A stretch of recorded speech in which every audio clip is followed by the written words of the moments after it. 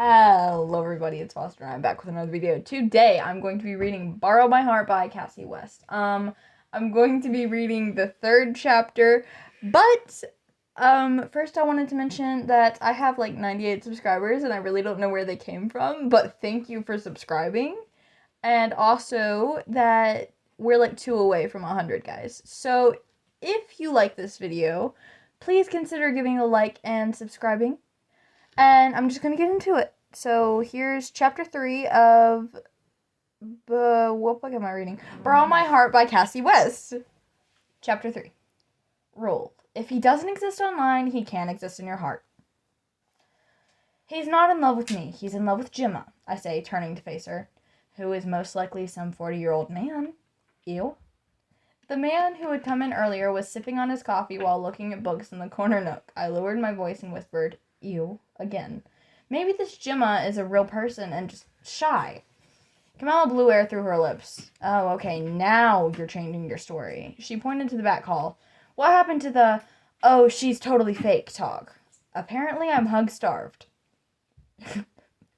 I kicked at the blue and white checkered flooring. What? Nothing? No, what? She asked. That boy can hug is all. I'm rooting for him. She put her hands on her hips. Wait, do you like him? Stop, I just met him, which was the first of many strikes against him. You know I like Chad. Well, I was on my way to liking Chad. I worked with him at Petacular, and so far he was meeting most of my criteria. The list Camilla said was an impossible set of standards. Chad would prove her wrong. Oh, right, Chad. You haven't said his name in a while. I figured you'd decided he wasn't right for you. Slow and steady, Cammy. She chuckled. And the perfect hugger, she said, nodding toward the corner booth. He was nice, like I said. Maybe I hope his catfish is real. My eyes flitted to the table where my mostly full, now cold, covered coffee still sat. I pointed. Did you poison me with dairy? She covered her face. I'm sorry. He stood there and watched me make it like he wanted me to get it just right. I thought you'd taste it and know not to drink anymore. I knew it was too good to be dairy-free.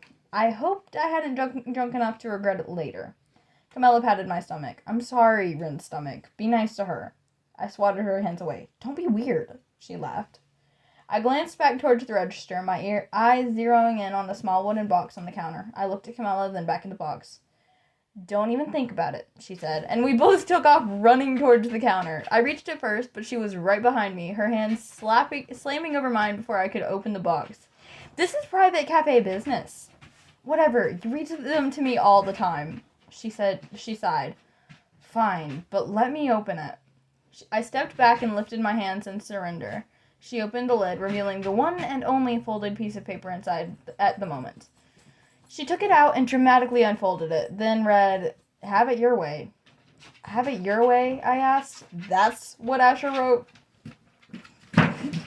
She flipped the paper over, looked at the back, which was obviously blank, then held it up for me to see. Have it your way, I read out loud. What does that mean? She crumpled up the paper and dropped it in the trash can by the counter. Who knows? At least it wasn't complete. By the time Camilla got off work and we watched a very unromantic sunset, not a single cloud to paint the sky, it was almost 8 o'clock. My dad's car was in the driveway as I pulled up to my house. He would have gotten home about 30 minutes ago. He'd have come inside, hung his car keys on the hook to the right of the door, sat on the bench to the left of the door, and unlaced his shoes. He would have put them carefully underneath the bench, and then he had gone to the sink, washed his hands, which he'd already washed before leaving work, but he somehow thought he could get cleaner. They wouldn't get cleaner. He was a mechanic. They were permanently lined black. Next, he'd watch about 30 minutes of television, and finally, he'd go take a shower. I may have liked a well-planned day, but Dad had fallen into a rule of predictability. It wasn't a plan, it was just his habits, repeated over and over again. I wasn't even sure if he realized how predictable he was. I let myself in the front door. My dad was sitting on the couch watching some nature show. Hi, I said, adding my keys to the hook next to my dad's. Hey, Bird, how was your day? Okay. He was sitting at the edge of the couch like he did before his shower, worried his coveralls were going to dirty the cushions. The couch was too big for the cramped living room, but it was in good shape, so he would not buy a new one anytime soon. Kind of boring. But I did watch a very unromantic sunset. You had a date? He asked. With Camilla. He smiled. How is Camilla? I leaned against the back of my couch and watched a tiger on the television stalk a deer. She's still way nicer than me. I doubt that, he said, like dads are required to do. How was your day? I asked. Dad worked for a guy named Niles, who I hated more than I hated almost anyone. He overworked my dad, but didn't pay him like he overworked him. For years, Dad had talked about opening his own small mechanic shop, but he never had the money or the time or money to fulfill that dream.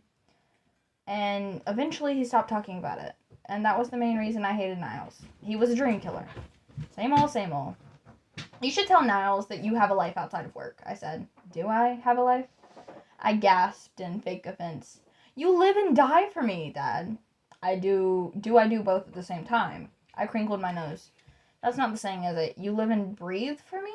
I definitely do that. He clicked off the television. I'm going to shower, I finished for him. Yes, he said. I'll make some dinner. Thanks, he said. Is Zoe here? Zoe was my older sister. She had moved out a year ago with some friends, but she dropped by often. Nope, he said. Okay, dinner for two. He headed for his room and I went to the kitchen. The fridge was basically empty. Tomorrow was one of my days off work by default, and by default, grocery day. In the pantry, I found a pack of spaghetti and a jar of sauce, so I started some water boiling. 20 minutes later, my dad came downstairs, hair wet from a shower, wearing flannel pajama bottoms and a t-shirt. He was broad-shouldered with short salt and pepper hair and kind brown eyes that always looked tired. We looked nothing alike. I looked almost exactly like my mom in photos I'd seen of her at my age. Tall, with long brown hair and judgy blue eyes. When I was 12, I chopped all my hair off because of the similarities between us. Camilla's mom had to fix my kitchen scissor massacre. I feared that the impulse to cut off my hair actually made me more like my mom than the long hair ever did. It's been long ever since. I need to shop, I said when my dad looked at the plate of spaghetti and green beans on the table. Oh. No, this is good, thank you. You know, I bet if you owned your own place, your boss would let you go home before 7 o'clock at night. I have a feeling my boss would be hard-nosed. I smiled. True, he is kind of uptight. Do you have 50 grand I can borrow? He asked. I hear the bank lets people borrow money, but I might be wrong. He pushed the green beans around his plate before saying, yeah, I should look into that. He wouldn't. My dad wasn't a risk taker. He was safe and predictable. Well, I should go to bed. And by bed, I meant binge a show on my laptop for a couple of hours. Good night, he said. Oh, and your mom wants to call this week. Yeah, sure, I said. I didn't want to talk to my mother. She'd walked out on us 7 years ago and never looked back. Since then, she'd been a string of unfulfilled promises. Well, technically, before she walked out, she'd built up a nice habit of not following through on her word. Of living from moment to moment, spontaneous and impulsive. But leaving pretty much sealed the deal. And so, for my own sanity, I put up some boundaries. Talking to her when I wanted to was one of those. But my dad didn't need to know all of that. He was already worried enough. He's rich, I said, turning my phone towards Camilla. We were in her living room, windows open, fans blowing, watching television. It didn't get hot often on the Central Coast. The Pacific Ocean, our very own climate controller, made every day mostly the same. But several weeks during the summer, when the breezes died down and the sun beat heavy, I longed for air conditioners to be standard like they were in other places. Today was one of those days. Who's rich? She asked, looking at my phone. Is that Dale? Are you cyber stalking him? I've been trying to find Asher for at least the last couple days. I was hoping to message him and tell him I'm not really Gemma, but he doesn't exist online. Between chores and work and a proper trip to the beach, I hadn't spent much time, but the searching I had done led to nothing. You know, people without social media are suspicious. She gasped. You are practically non-existent online. I know, and I'm very suspicious. Not to be trusted at all. You should add the social media rule to your love list. I don't have a love list. You make enough rules for the both of us. I gave a sitting bow. You're welcome. Camilla smiled and took my phone and started scrolling down Dale's page, full of pictures of him on boats and in big houses and traveling to exotic places. The guy was loaded. Is it wrong that I now find him more attractive? She asked. I shoved her shoulder with a laugh. She showed me a picture of him in a pair of short swim trunks, shirtless. I mean, she waggled her eyebrows. Too bad he's a huge jerk. She rolled her eyes. Huge jerk? He was just trying to protect his friend. By threatening to humiliate him? I mean, maybe Asher wasn't listening. Maybe that's all Dale had left to get through to him. You're defending him? I asked. He seems harmless to me. I grabbed my phone back. It doesn't matter. He's not the one I want to message. He's the one who can't know what I did, or he will definitely follow through with his original plan. You could look through all of Dale's follower. Asher has to be online. He was getting catfished after all, which is pretty much only possible through social media. Maybe he goes by a weird name or something. I don't care enough. I'm just curious if Juma ever fessed up. But if I have to put in actual work, not worth it. I dropped my phone next to me and turned towards the fan. It's so hot. Let's go get popsicles or sit in a freezer or something. I stood and pulled Camilla to her feet. I now know someone with a boat, she hummed. We should ask him if we can go for a ride. Pretty sure a whale can't swallow a speedboat, whether it's trying to or not.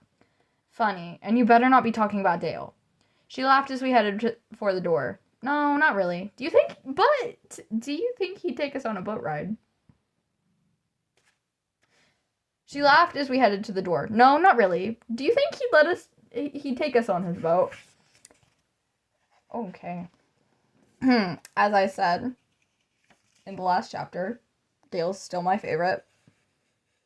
And you can't change my mind. Asher is just meh so far. My sister says he'll get better. I don't believe her. So, as of right now, Asher can go die in a hole. Anyways, I hope you guys all enjoyed the chapter, and I will see you tomorrow with a new chapter. Bye!